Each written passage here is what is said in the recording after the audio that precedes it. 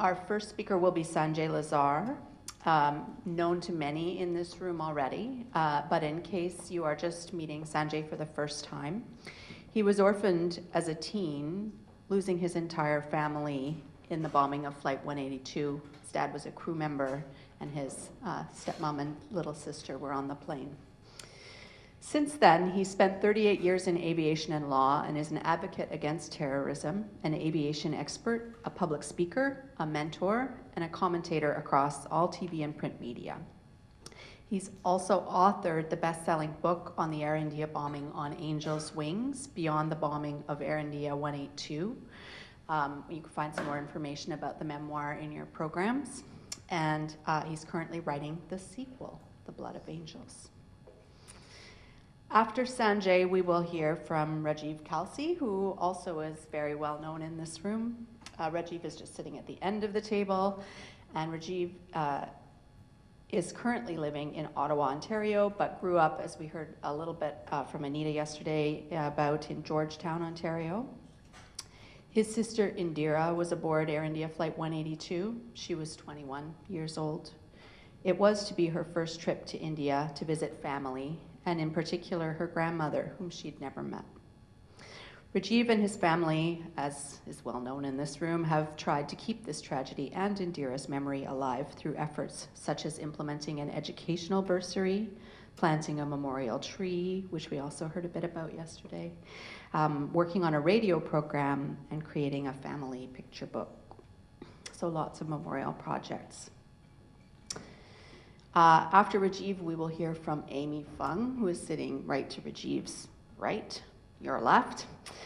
Amy is a Shirk postdoctoral fellow at Concordia University with history and the School of Community and Public Affairs. She was a doctoral recipient of the Social Science and Humanity Research Council's Joseph Bombardier Award for her research on the politics of mourning.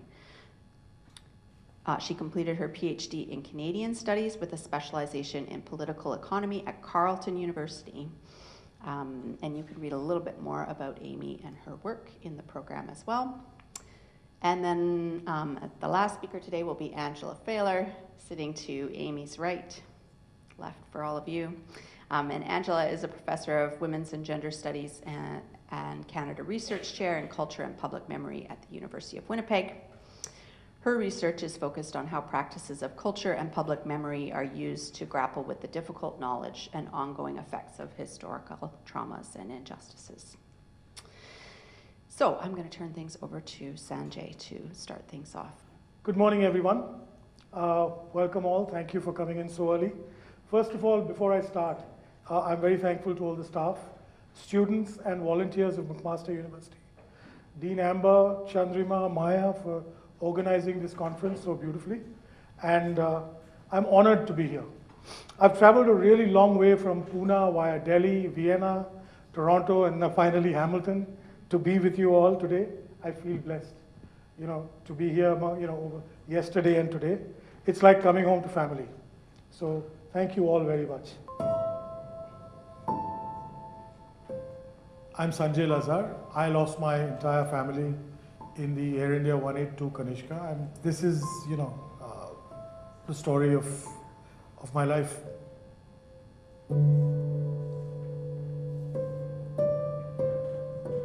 I failed my 12th standard, and that happened in June of 1985. And we were all to go on a holiday to Toronto, and I got my results 2 days before our departure, and they wanted to cancel that trip. The shock and horror of me failing upset my family no end. My dad didn't want to go, my stepmom didn't want to go. I said, no, please go. And I'll submit my papers for evaluation and I'll stay behind. It's only 10 or 12 days. It's not that I'm a 3-year-old child or something like that. My dad was obviously the in-flight supervisor. He worked in Air India for 24 years before that, and he was operating that flight along with a lot of friends, and they were all taking their families along. So remembering Air India, it's been 40 years since the world's worst aviation bombing. And you know, we don't often say it often enough, either in Canada or anywhere else in the world. We don't even hear people say it or talk about it. On the 23rd of June, 1985, like most others here, I lost my entire family, orphaning me then still only a teenager. Ironically, that was a flight I was supposed to be on, and I stayed back home. Our family had planned this holiday to see our relatives who live in Hamilton, we had not seen them for 25 years. And all of us were to leave on the 10th of June, 12th of June. On the 10th of June, 1985, I got my 12th standard results, and I'd failed, which was a shock for all of us. My family decided to cancel the trip. And because I knew how important it was for my family, for my dad especially, who was seeing his cousin sister after 25 years, I told them, please go on ahead. I'll be fine. I'll reevaluate my exam papers, and I'll see you in 10 or 12 days when you return. Little did I realize then that that was to be the last time I would say goodbye to them, or hug them, or tell them that I loved them. I stayed behind, and 10 days later, the shock and horror struck me. I had been a rebellious teenager and was into alcohol, drugs. I ran away from home. So they had feared the worst, leaving me alone. They felt I would have committed suicide or become a complete drug addict or whatever. But like I said, I said goodbye to them on the 12th of June, and I never knew they were never coming back. Death and I have been old familiar friends, going back almost half a century, given the amount of family members and friends that I lost.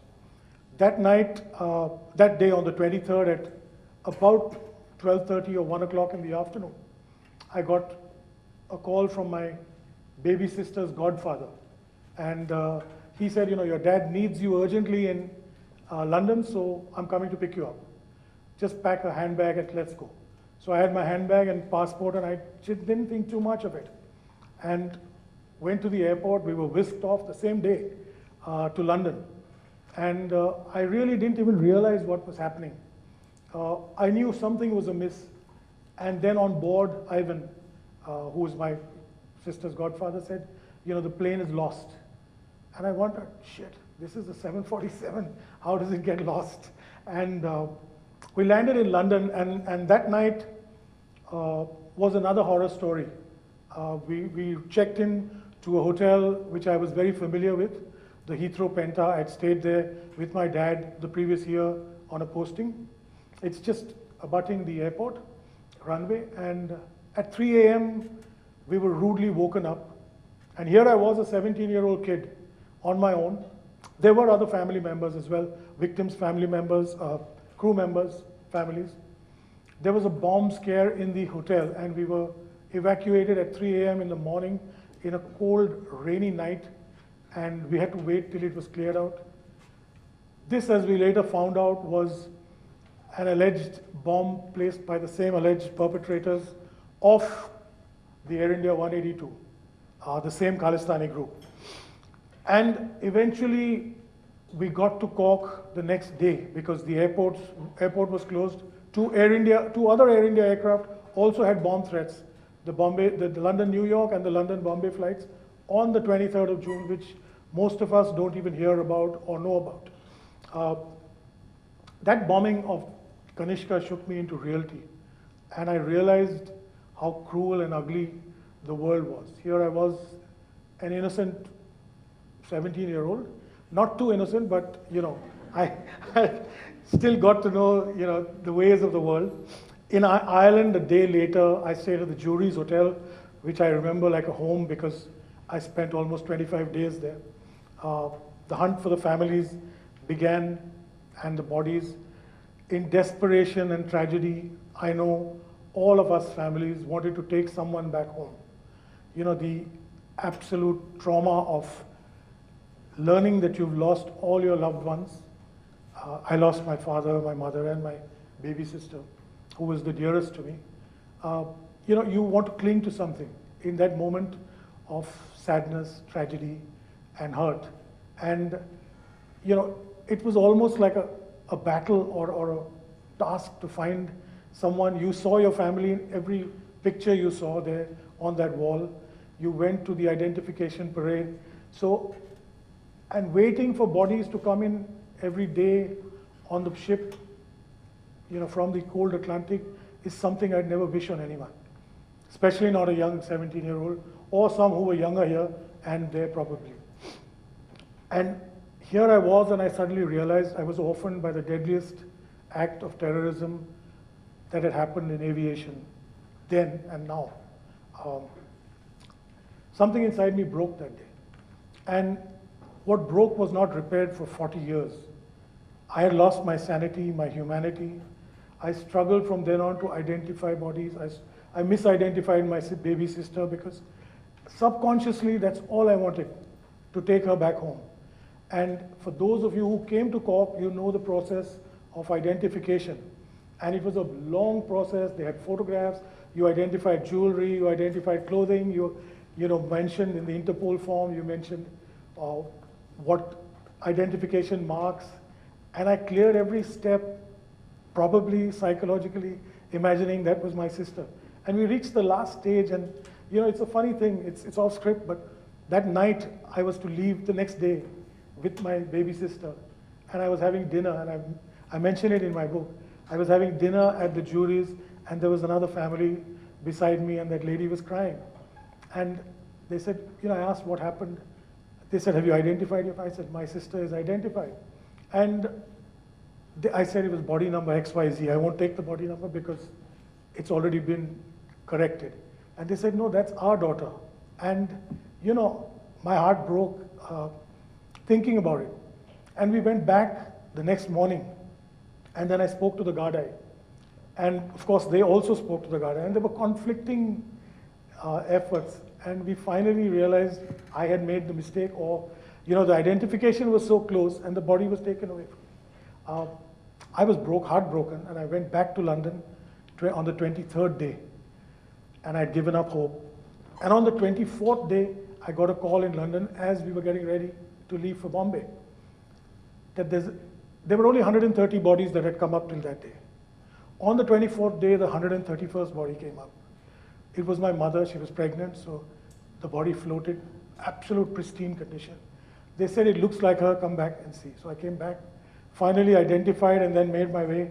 And it was so much of a relief, and it seems odd saying this to a room full of family members of the same tragedy. But it was a relief for me to take someone home. Sorry.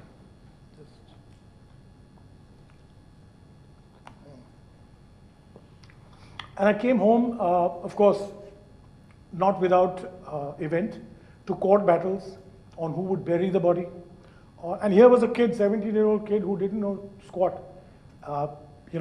Distant relatives said, we will bury the body. Somebody wanted my dad's home. So eventually I lost my home. I won the battle for the burial. And then I was dispossessed, and I started the fight, and the fight of my life. So the tragedy not only brought hurt for me and loneliness, but it brought so much else, as it did to probably everybody else. And that was, the fight of my life. I learned law. I learned how to fight back, and I won every case after that. And I recovered my home, and continued fighting for my family. These are my sister and my family. And this is, I began flying for Air India then, and wondering why justice was never done, and constantly seeking answers about who killed our families and why they were never brought to justice. Like many here, I attended the criminal trial in Vancouver and sat across the accused killers for the verdict, barely 15 feet away. I know quite a few people here were there, and I remember. And then when the verdict was announced, our families died once again. And it was inexplicable because here I was, a young law student, law grad, and I couldn't understand the reasons for judgment and the judgment itself, because in any other court, in any other part of the world, they would have been found guilty. Let me make it very clear. They overlooked erased tapes, they overlooked witnesses who were killed, they overlooked so much, and it's a shame. I mean, I felt ashamed because, to go through this process, and I had got admission in McGill for law, and I went back from Canada in 1989. So this was a shock for all of us.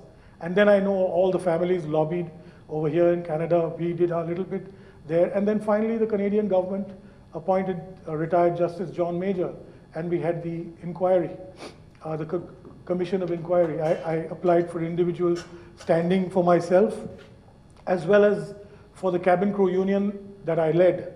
So we appointed her, and I managed to come here again, on a limb and speak before the John Major Commission. But Justice John Major's report exposed the conspiracy or the botch-ups, if you would, the internal rivalries between CSIS and RCMP, the erased wiretaps of the Khalistanis, and the intelligence botch-up. There were factors behind the bombing of Air India. There were intelligence agencies, not only in Canada, but in the United States and India, who knew about this conspiracy way before it happened. I mean, it's no surprise, many of you would probably know, the Secret Service visited Parmar 15 days before the bombing in Vancouver. There are recordings, there are tapes, and they told him not to mess around because Rajiv Gandhi was visiting Washington to inaugurate the Festival of India with Reagan. So it's obvious that they had known everything. But, all of this doesn't really come out in the public eye. It took a Justice John Major to show us what actually went on behind the scenes. And he took some steps to iron out flaws in the system. But I'm sorry to say, 40 years down the line, nothing is sorted. We are at a stage in Canadian politics and Canadian life that, the same perpetrators of this crime have resurfaced, are trying to rewrite history and rewrite the narrative, which is why the subject of this current panel is so important. Why memorializing incidents through books, through memorials, through conferences like this is so important. The memorial at Island is a haven for many of us, just as it is for me, just as the Canadian memorials are, as we heard yesterday from some of y'all. We in India have been fighting for our own memorial for 38, 40 years, and all I've been lobbying with, almost 7 prime ministers. All I've got is a private plaque in a secret location, which is only accessible by an identity card to those who are entitled to go to the operational side of the airport. But my fight continues there. In June 22-23, on one of my trips to Cork, and I try and go there as much as I can every year or alternate year, to pay my respects to my family and the others on the 37th anniversary, this deep sense of failure, emptiness, and hurt struck me. And it came to the fore. Meditating on the banks of the Atlantic Ocean, where they'd gone down 90 miles out to sea, touching those waters, I felt this deep urge and this calling within me that I'd failed my family and all the others, as a son. And that my family wanted me to tell the story of this tragedy publicly. I felt that all 331 victims of that tragedy were crying out. Through my career in Air India, and within the Indian political spectrum, I had reached the pinnacle of success, but I had not used my voice often enough to bring things to public notice. And that's when I decided, that night I sat down, cried, and I just wrote and wrote and wrote.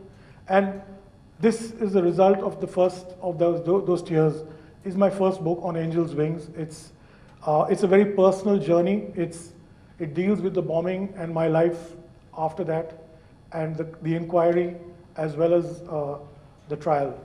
It's the first in a trilogy, and it's available on Amazon. But more importantly, I wanted to correct what was being rewritten in Canada. And I believe it's very important for all of us to keep speaking about it and to keep talking about it. Tracing back history of 40 years, meeting people, and accessing documents took me closer to my departed family. The book caused waves online when I released it. You had Khalistani cyber crooks who Terry was the one who inaugurated the book, Terry Milowski, and they attacked us. But I realized then that the best way to memorialize our loved ones was to ensure that they were spoken of in every forum and every media and on every social media. That's the new battleground, as I said yesterday. And I strongly recommend that all of us do that. The sequel of the book, which will cover the historical perspective, will drop this year. This book memorialized the grave tragedy of my life, and it has given me immense satisfaction of having somewhat fulfilled my duty as a son. It's not over, but it's a start. And to all the families who died in that tragedy, this is my small tribute. I hope in time, we will do more.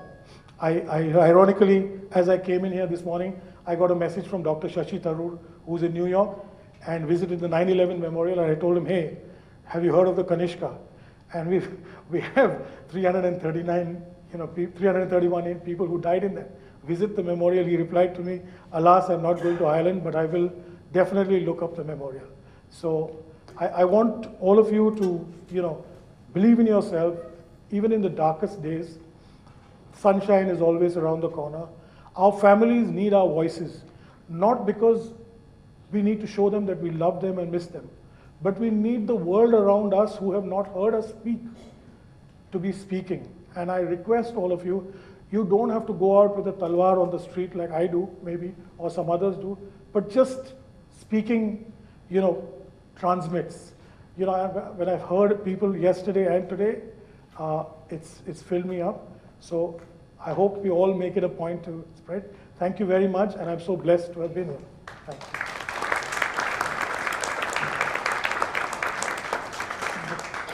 Sanjay, I had the pleasure of reading your memoir a couple of months ago, and I have to say I didn't have a dry eye on very many days. It is such a soulful book in which you recount these losses, but I also filled with moments of joy of this mischievous teenager, and what you managed to do at 17 years old to cope with the loss and then come back and deal with all the contestation over your house and burying your mother. It's something no 17-year-old should ever have to face. So I recommend the book strongly to everyone. It's an incredible tale of strength, and what we can see now is that strength and all that soul searching that you did has produced a beautiful person that we're very glad to be with today. I'm honored to be part of this panel with these guests and scholars and Sanjay. I was asked to speak about, I guess, our personal family's kind of journey through this and how we've remembered our sister. I guess the first thing, in 1986, I was 20, and I went to Ireland for the first anniversary of the crash, and that was very powerful. I went with my parents. My dad was the one that had gone in '85 to try to recover our sister's body and never found it. I kind of regret not going with him for support. I was in Canada, he was in India, and I don't remember being asked, and so I was at home. But in '86 we went, and there was a big gathering around the memorial that had been built, and I saw how powerful that was to have that kind of anchor in Ireland, because there was nothing in Canada at the time. So I went back, and I thought about, I guess, went on with my life trying to figure out where I was headed in life, and it was sometime later that after I moved away from Georgetown, which was a few years later, that's where we grew up, there was a park behind our house, and as Anita mentioned, I just asked the town if we could have a memorial tree planted there, and they agreed. So I came up with that idea, I guess, and then my brother, who has you've heard his writings, he has a way with words, and he wrote the inscription for that tree. So that was planted, and it's a place still that last fall I was just happening to go through the town, and I stopped there with a friend, so it's nice to see that it's still there. It's very personal. It's not dedicated to my sister with her name, but I think it's more of a personal personal anchor again, if you will, for us, connects us to that town still, even though we've all moved away from there and we don't, we don't have any, most of my friends are not there anymore as well. So that was one thing. And then the second was my sister had gone to Conestoga College for 2 years to become at that time it was called a registered nursing assistant, or now it's an LPN, licensed practical nurse. And I thought that since she had gone there, I wanted to have her memory instilled in some of the students. And one of the ways was to set up a bursary. So my wife and I actually donate to that every year, and it goes to one student in their second year of the nursing program. So we get letters from these recipients, and that's very powerful. It's they'll write a letter, and first of all, acknowledging that they received the bursary and how it's affected their, some of them that's the ability to finish the program. And also, they learn about Indra and the Air India crash. And, they carry their, like her intention was to help people. So they feel honored to be continuing that work. And then the next thing was in 2005, it was the 20th anniversary of Air India. So we as a family had decided to go, my siblings and my parents and me and my wife and some of the next generation. My brother's son also came. And I had been, listening to this program on CBC radio called Out Front, and it was where you get to make a documentary, a radio documentary. So I contacted them and pitched that I was going, and so they gave me the audio equipment, and I think I mainly wanted to interview my parents, because I hadn't asked them a lot about why they go every year, what makes them go. They were one of the families that helped maintain the floral grounds around the memorial, and the people in the town often knew my parents. And it was interesting when we got there, like my dad would work to help with other people to plant new shrubs and clean up. And in talking to them and just informally with my parents, it was more of that was a very healing thing for them to do every year. And I think that kept them going. That was their focus after 1985. And they also made some really strong friendships. Like the Irish people, as Sanjay said, were so welcoming. They were the ones that looked after people, the victims' families. And they remembered that, my parents. They would, I think years later when we were in Ireland, one of the locals there said, my dad and a few other people, they would just sponsor an evening for free drinks at the pub, and that was a great way to get to know people, and they remembered that. So anyway, in doing this documentary, I was still a bit conflicted about what my reasons were for going, and but they were, my parents were certainly solid. It was a very peaceful place. It was healing. My dad even said that his whatever ailments he had were gone when he went there. So in that interview, once I came back and finished the program, it was aired, and I told people at work and friends. So it was a way, I think, for, again, people to learn about what had happened, and particularly to our family and also to the other victims' families. And I still have that recording, so it's nice to hear once in a while. Yeah. And then I guess one of the other things I've done was in 2016, my dad died, and my mother had passed away in 2014. Those are difficult years, and in 2016, I was at the hospital with him in his final days, and I just took a break. I went back to his apartment, and I wondered what he had done with the urn that my mother had, where her ashes were, because we asked him what he wanted to do, and he didn't say a lot. And anyway, I found it in his closet. I looked in there, and there was a note from him saying that when he died, to hire go to Ireland, hire a fisherman, get a boat. He was very specific.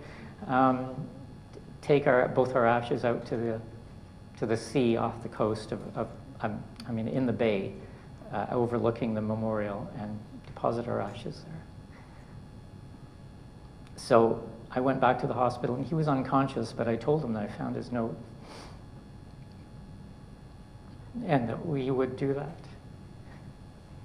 So the following year, in 2017, my brother and my two brothers, my brother and two sisters came with their kids and a cousin from Japan, and I had arranged beforehand with the town council, and they agreed to let us go out and deposit the ashes.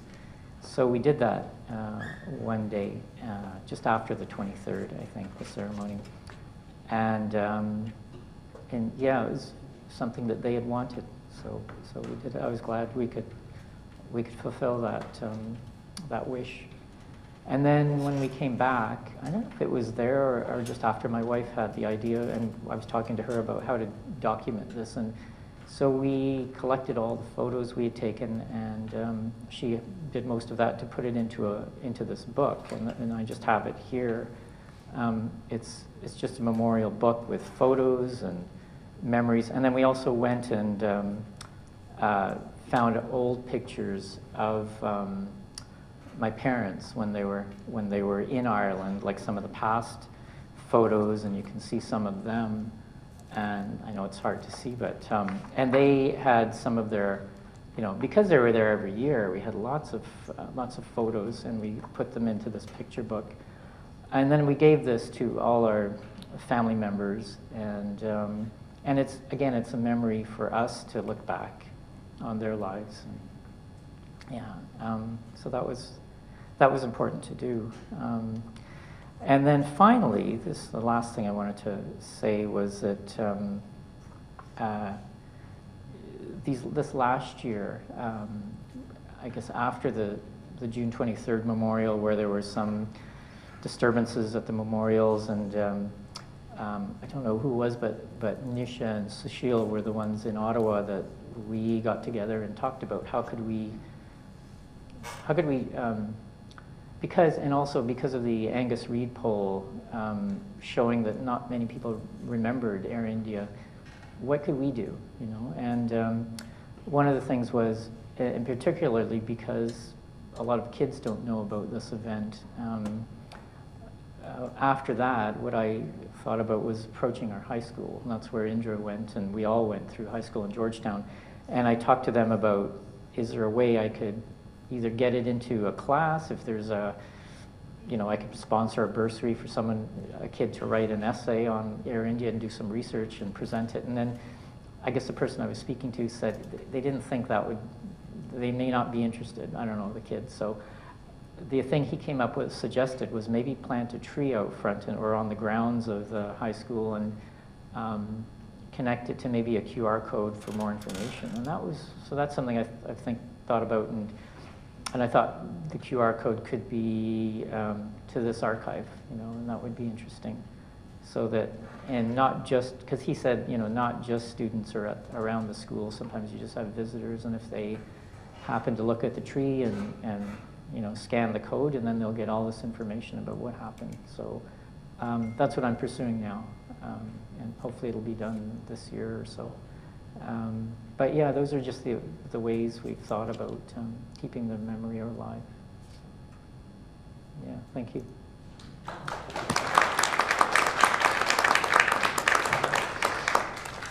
Thanks, Rajiv, so much. Yeah, you've really done so much work over the years, not only through these memory projects and the documentary, which kind of lives on as a wonderful teaching tool, but also just through your presence at events like this. I remember that you and Anita and I and Rob did a very similar kind of panel 10 years ago.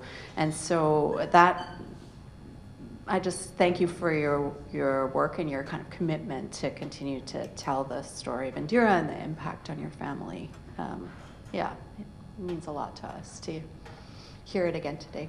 So Amy has been doing research on mourning and memorials to Air India, and wants to tell us a little bit about that research that started, I think, as a PhD project and has continued from there. All right, thank you very much. Thank you to all the presenters today and yesterday, to the artists, the dancers, performers, writers, for sharing your work. And of course, thank you to the conference organizers, to the volunteers for hosting us, for feeding us, for bringing us together. Honored to be here to listen, to learn, and to share what I've been working on in my tiny corner of academia. So to begin, I have to acknowledge that I'm coming to this work as an outsider, someone who learned about this bombing long after the fact. But I've returned to academia with the intention of better understanding the siloing that happens, especially against racialized and indigenous communities within predominantly white institutions, and how this siloing consequently leads to a fragmentation and active erasure of Canadian histories that perpetually marginalizes communities under the auspices of inclusion. So, okay, all right. I want to share some of the research materials that I've come across in trying to piece together the very fragmented public memory of Air India 182 through its first memorial in Althoughthis. Most of this comes from my doctoral research, where I examine the process of refusals and negotiations behind official state apologies through centering the efforts of community-led memory making.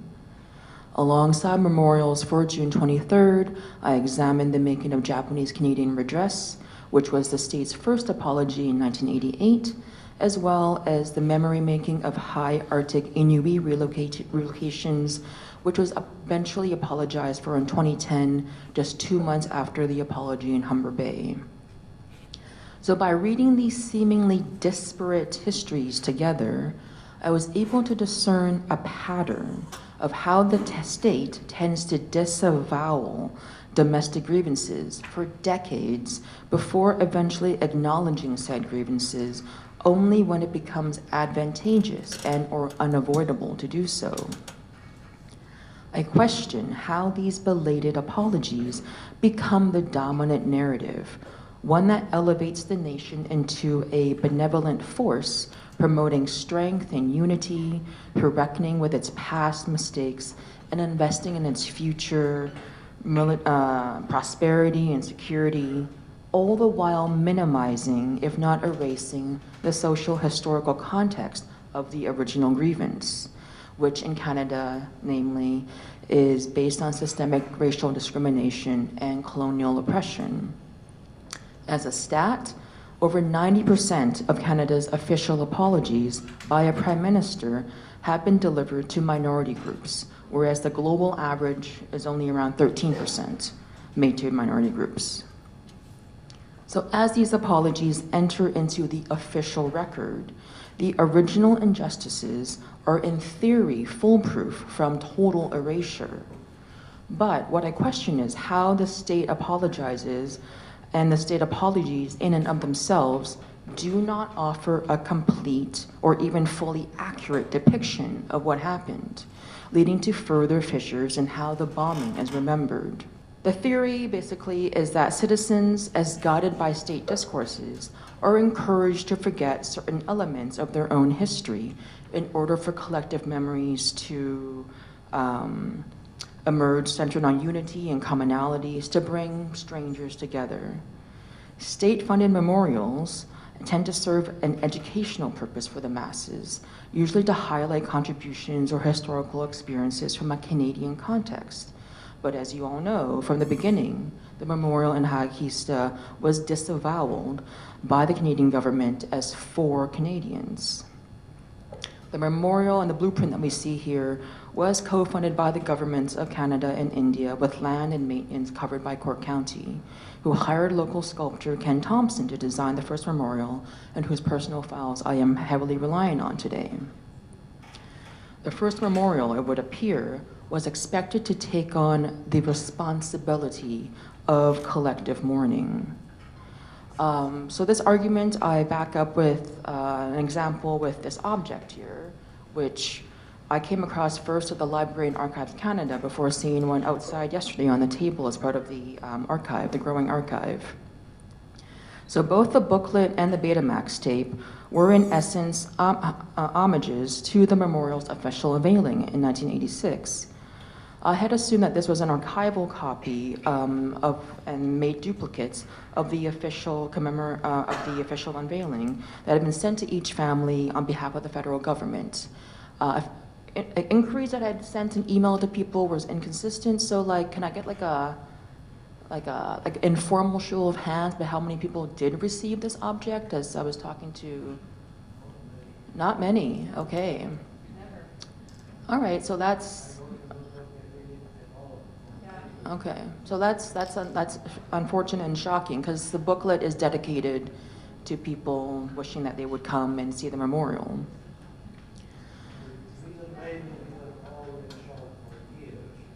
Yes.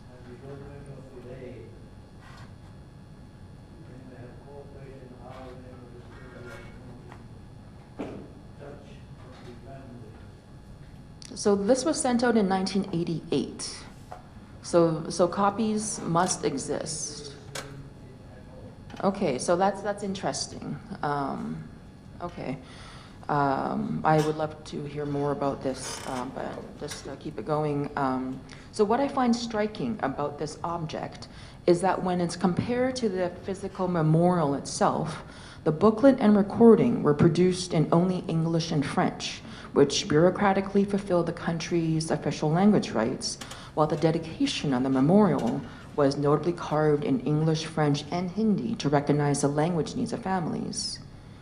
So I interpret this object to be a material manifestation of the state's acknowledgement of the families. But as it was produced by External Affairs, a department that addresses diplomatic relations, this object becomes further evidence that the bombing was consciously memorialized as a foreign affairs issue, which, in a larger sense, offers a glimpse into whose lives were legible to be grieved and mourned by the federal government at the height of official multiculturalism. So other material traces related to the first memorial's unveiling include several letters that Ken had received from Kiran Doshi, then India's ambassador to Ireland, and Joe Clark, then Secretary of State for External Affairs. Doshi's letter, dated June 26, 1986, was sent just days after the unveiling ceremony and shortly before his departure from his post in Dublin. His letter is warm and personal and effuses a familiarity with many of the families as he and his wife Razia were on site in Cork County in those first weeks supporting families. While the letter served the double duty of settling the financial business of the memorial, Doshi also promises Thompson that he will return again some year on June 23rd, affirming the significance of the anniversary and how it went beyond the scope of his official duties, but was a matter of relational importance to return and witness. In contrast, the letter from Clark is dated the same year, but months later on October 8th, and quite formally expresses his appreciation for the memorial that Clark praises will, quote, become a site of pilgrimage for relatives and friends for years to come, end quote. I find it notable that Clark does not reference these relatives and friends as Canadians, nor does he hint that he or any representative of the state will be returning to witness their grief. Looking at these letters and the memorial object nearly 40 years after they were written and produced, especially in the context of knowing what followed in the years since, it becomes clear that the collective grief of this tragedy was hyper-localized to Cork County, and not just out of geographic circumstances, but also out of an active disavowal from Canada.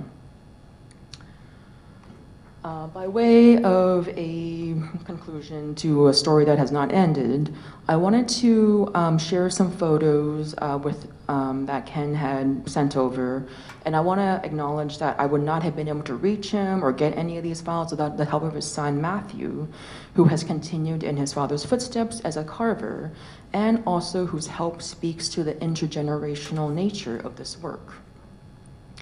In our phone call, Ken shared that he had about 9 months to get the memorial ready for the first anniversary.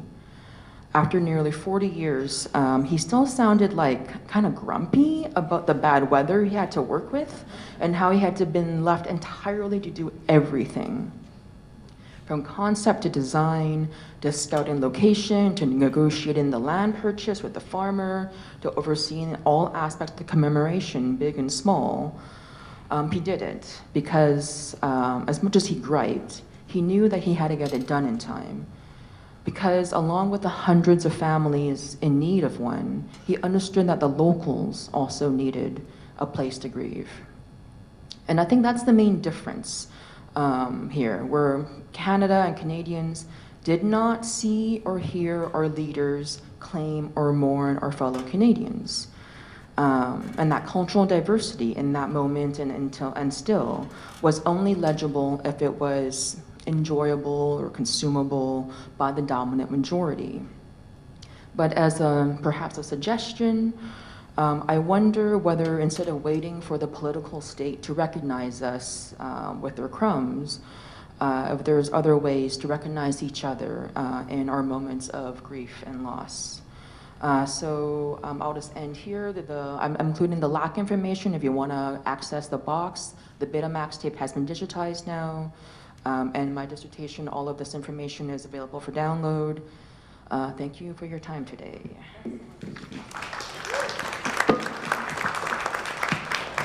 Thanks so much, Amy. I think that presentation reminds us why it's so important to continue to have conferences like this, because we all get an opportunity to learn things that we didn't know from new scholars who are digging through archives and developing new, like finding out new things to share with all of us. So that's a big contribution. Thank you very much. Good morning, everybody. Thank you for having me be part of this conference. It really is an honor and a privilege to be doing this work, and I appreciate being able to share some thoughts this morning. I've been teaching at the University of Winnipeg for almost 18 years now, and in my experience there, it is rare to encounter students who are familiar with the Air India bombings or who've even heard of it. And if they have, it's not usually from exposure through prior education. And as has been talked about at this conference quite a bit already, we know that Air India doesn't typically appear in curriculums or texts used to teach in schools. But a few years ago, in a course that I teach on public memory at the University of Winnipeg, where I always include a section on the Air India bombings, I had a student named Gummel Dillon. Gummel actually recalled having watched Sturla Gunnarsson's film Air India 182 at home with her mother, and had no place to put what she had seen, and the discussion in her family context was quiet, she said. And she was also struck by how few opportunities there were to learn about this history. And so I hired her as a research assistant. Gummel was already a high school teacher then. She was doing a master's degree simultaneously. And in her capacity as my research assistant, she began developing what promises to be a really incredible, invaluable resource for teachers on how to approach learning from difficult histories, centering the Air India bombings as a primary example. So Gummel is now a vice principal with the Seven Oaks School Division in Winnipeg and is involved in conversations on province-wide revisions to curriculum. So I'm quite encouraged that her work might create some openings in and beyond Manitoba for the possibility of Air India to become part of classroom discussions in elementary and high schools. And Nisha Tampi and I actually will say a bit more about this teaching resource that Gummel has been developing and that we've been talking with her about. I share this anecdote for the way in which it It was unexpected and an important outcome of my having introduced the Air India bombings in the context of my course. We never know who will be in our classrooms, and we never know the ways in which the content that we choose might resonate with our students. In my own schooling, growing up in Saskatchewan, and then my post-secondary education in both Nova Scotia and in Ontario, I don't remember even a passing mention of the Air India bombings. It wasn't until my doctoral studies at York University that I came across Isha Marjara's incredible film, Desperately Seeking Helen. At the time, and this is in the early 2000s, I was writing a dissertation on narratives of eating disorders, and a fellow student actually recommended this film to me, wherein Marjara weaves her personal experience of anorexia into the story of losing her mother and sister on Flight 182. I was so compelled by the power and the intricacies of this film, and I still am, but realized at the time that I had almost no knowledge, let alone recollection, of the event of the bombing itself. And so I began to search for academic sources to deepen my own understanding, and I found very little, actually almost nothing. What was available then mainly consisted of forensic reports, journalistic accounts, news media coverage, and later I would discover a few other creative works, poems by Uma Parameswaran, Bharati Mukherjee's short story, The Management of Grief, Srinivas Krishna's Masala. There was virtually no academic scholarship, at least none that I could find, that reflected on the meaning or the implications of the bombings for Canadian society or Canadian public memory. Shortly thereafter, following the acquittal of the key suspects in the bombings in 2005, a flurry of belated government responses emerged. The Ray Report, a National Day of Remembrance for Victims of Terrorism, and the announcement of the inquiry. The bombings were having a moment of increased public visibility, making it seem to me all the more important that critical attention be paid to what was unfolding.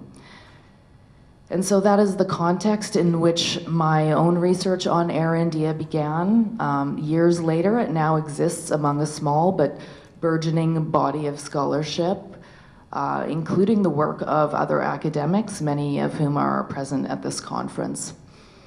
For me, it has been a steep learning curve, a slow process of building relationships with family members, educators, and cultural producers with whom I am in ongoing conversations with. I'm currently working on a book project called Public Memory and the Cultural Afterlife of the 1985 Air India bombings. The book examines how the bombings have not, and have yet been made to matter through practices of representation, remembrance, and witnessing. I draw on examples from across a range of memory sites, including official memory justice procedures, political speeches, the public memorials, community responses, documentary film and news media, and those literary and artistic tributes dedicated to those killed in the bombings. Reading these sites alongside one another and in relation to other histories of mass violence in and beyond Canada acknowledges that people make sense of the past through encounters with various expressions of memory, and that it's through these encounters that the loss of individual lives become consequential, not only for those who lost loved ones in the bombings, but for the rest of us in different proximities to this history. I'm especially interested in the possibilities inherent in aesthetic or creative forms of representation, and have been learning from the incredible works of Isha Marjara, poet Renee Saklakar, dancer, choreographer Lata Pada, singer-songwriter Nikki Mehta, authors Anita Raubadami and Farzana Doctor, textile artist Mira Sethi, and others. But for today, I'd like to offer just a few reflections on where things are at 40 years on in the cultural afterlife of the Air India bombings.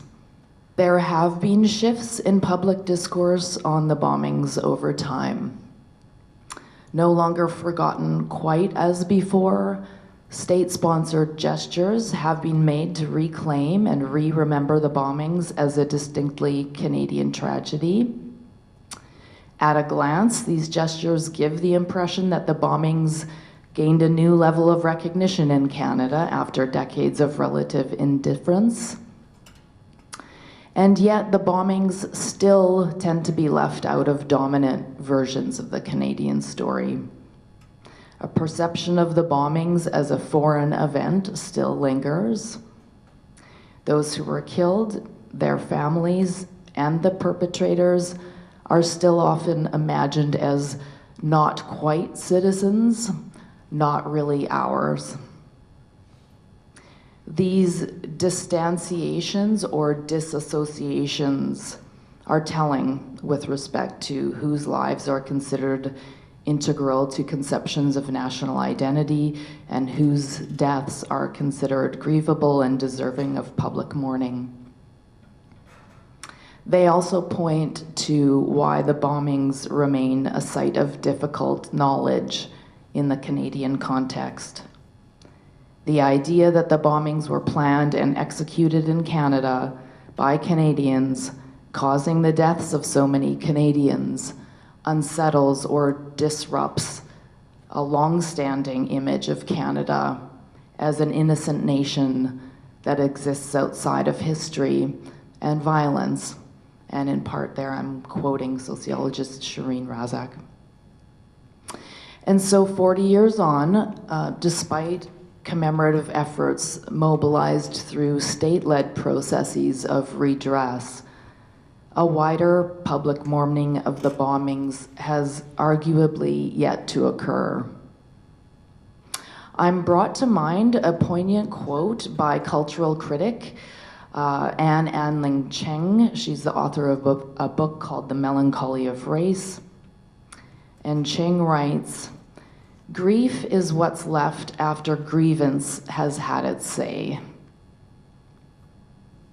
Her quote points to the limits of formal or legal avenues of complaint to address the after effects of violence and its emotional pain, the less tangible residues of traumatic and inherited loss, and the overwhelm of compounded grief. So in the case of the Air India bombings, grief stemming not only from the individual loss of lives, but additionally the lack of criminal justice, and additionally the continuing failures of recognition by public leaders and also fellow Canadians. Despite the ways in which authorities have performed a closure through their suite of reconciliatory gestures, the wound of the bombings remains open, and for the nation, unmourned. So, in a way, echoing Amy's question that she left on, what other possibilities are there for mourning, for remembrance, and for justice? And how can we as researchers and educators play a role? We can use our research and education and our connections here with one another to make the bombings a matter of the present, not something fading off into an increasingly distant past. We must show how we are living in the cultural afterlife of the bombings now.